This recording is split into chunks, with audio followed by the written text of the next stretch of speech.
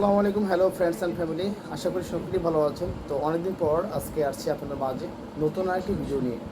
তো আজকে যে বিষয়টি আমি আলোচনা করব সেটি হচ্ছে garments line quality job responsibility. তো আমরা দেখি অনেক যে লাইন কোয়ালিটি আমরা রয়েছি তারা কিন্তু সঠিকভাবে কাজগুলো করি না। আর সঠিক কাজ করতে হলে আমাদের কী কী মেনটেন করতে হবে এবং কীভাবে আমরা লেআউটটা শুরু করব এবং লেআউটের আগে আমাদের একটা স্টাইলের জন্য কী কী আমাদেরকে প্রথমে অ্যারেঞ্জ করে নিতে হয় সেই বিষয় নিয়ে আজকে বিস্তারিত আলোচনা।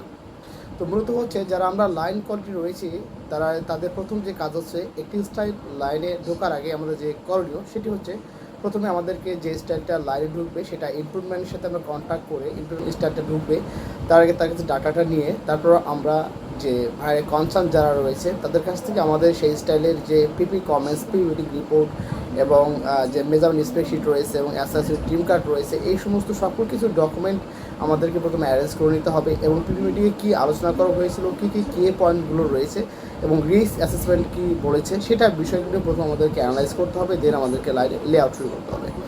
তো তার আগে যে মূল যে জিনিসগুলো আমাদের অ্যারেঞ্জ করে নিতে হবে সেটা হচ্ছে প্রথমে আমাদের যে ভাইয়ের মেজারমেন্ট স্প্রেডশিট রয়েছে সেটা আপডেট রয়েছে কিনা সেটা আমাদের প্রথমে জাস্টিস করে নিতে হবে। দেন আমাদেরকে এই স্টাইলের স্যাম্পল রয়েছে কিনা স্যাম্পলটা নিতে হবে। দেন কোনো স্ট্রাইক অফ যদি থাকে প্রিন্ট অ্যাপ্রুভাল অথবা ফ্যাব্রিক যে ডায়ালগ রয়েছে সেটা অ্যাপ্রুভাল প্রথমে আমাদেরকে সেটা অ্যারেঞ্জ করে নিতে হবে।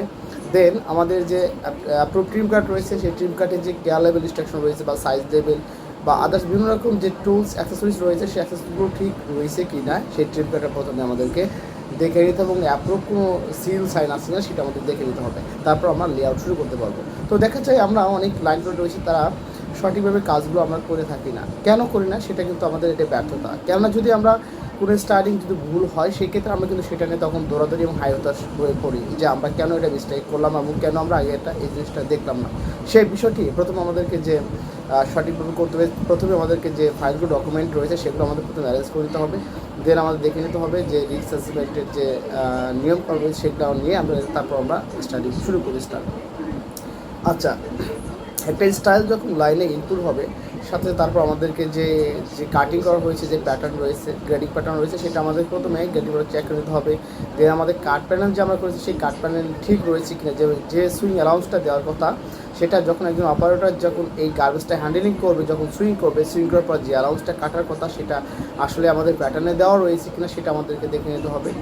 তারপর যদি কোনো প্রবলেম হয় সেক্ষেত্রে আমরা 2-1 পিস ডামি তৈরি করে আমরা সেটা আমরা এনশিওর করতে পারি যে এই প্রসেসটা আমাদেরকে প্রথমে ইমপ্রুভমেন্ট করে দিতে হবে।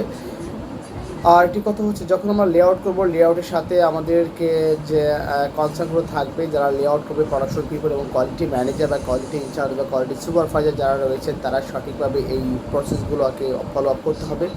যে প্রসেসটা আমরা কমপ্লিট করবো সেই প্রসেসে আমরা মুকআপ দিয়ে দেবো। তারপরে যে এসপিআই ব্যাপার সবার আছে, তারপর শেয়ারিং যে ইস্যুগুলো রয়েছে শেয়ারিং যদি থাকে সেক্ষেত্রে আমাদেরকে অবশ্যই অ্যাপ্রুভ যে সস কার্ড বা অ্যাপ্রুভ যে ডায়ালগ রয়েছে ব্যাচ রয়েছে সেই ব্যাচগুলোর সাথে আমাদের মিলে দেখতে হবে যে এটা আদৌ অ্যাপ্রুভ রয়েছে কিনা সেটা আমাদের দেখে তারপর আমরা প্রসেস যখন আমরা কমপ্লিট করবো মেজারমেন্ট এনশিওর করবো মেজারমেন্ট এনশিওর করার পর তারা আমাদেরকে যে অ্যাক্সেসরিজগুলো রয়েছে সেটা আমরা সুইং করার সময় কিন্তু আমরা দেখে নেব যে কোন কোন প্রসেসে আমাদের অ্যাক্সেসরিজগুলো ব্যবহার করতে হবে, যেমন কেয়ার লেভেল হোক মেন লেভেল হোক এইগুলো যে আমরা অ্যাক্সেসরিজগুলো ট্রিমের অ্যাক্সেসরিজ আমরা সুইং বা অ্যাটাচ করবো তখন আমাদের খেয়াল রাখতে হবে আদৌ কি এটা ঠিক রয়েছে কিনা বা এটা আমরা ঠিক প্রতিশোধ লাগাচ্ছি কিনা সেটা আমাদের প্রথমে দেখে নিতে হবে। আরেকটি কথা হচ্ছে যে ক্রিটিক্যাল যে প্রসেসগুলো রয়েছে সেই প্রসেসগুলো আমাদেরকে সঠিকভাবে মনিটরিং করতে হবে এবং এই প্রসেসগুলো আমাদেরকে সবসময় যে আমাদের যে 7 পিস রিপোর্ট রয়েছে সেটা অবজারভেশন রাখতে হবে, তাহলে কিন্তু আমরা কোয়ালিটি ইমপ্রুভমেন্ট পাবো। তো আমরা অনেক লাইন করে রয়েছি, আমরা অনেকে অনেক কিছু জানি, সেক্ষেত্রে আমরা কিন্তু কাজের ক্ষেত্রে আমরা কিন্তু সেটা প্রোভাইড করি না এবং কীভাবে আমরা কাজটা সঠিকভাবে আদায় করতে পারি সেটা কিন্তু আমরা আদায় করে থাকি না। আমরা অল ওভার যারা লাইন করে রয়েছি তারা যদি আমরা সঠিকভাবে কাজ করি আমাদের ঘন্টায় আমরা যদি 1 ঘন্টা আধা ঘন্টা যদি আমরা লাইনের সময় দিই সঠিকভাবে যে ক্রিটিক্যাল প্রসেসগুলো রয়েছে সেগুলো সঠিকভাবে যদি আমরা মনিটরিং করি তাহলে কিন্তু আউটপুট যে আমাদের হবে সেটা কিন্তু অবশ্যই ভালো হবে।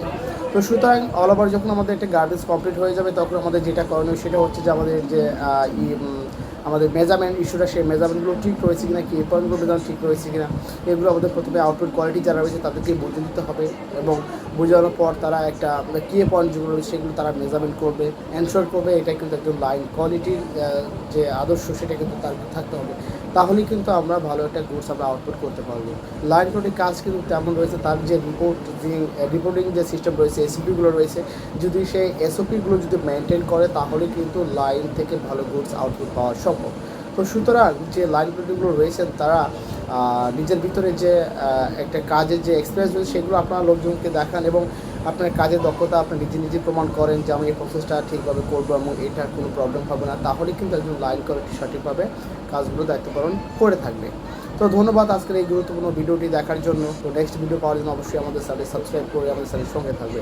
সকলকে অসংখ্য ধন্যবাদ।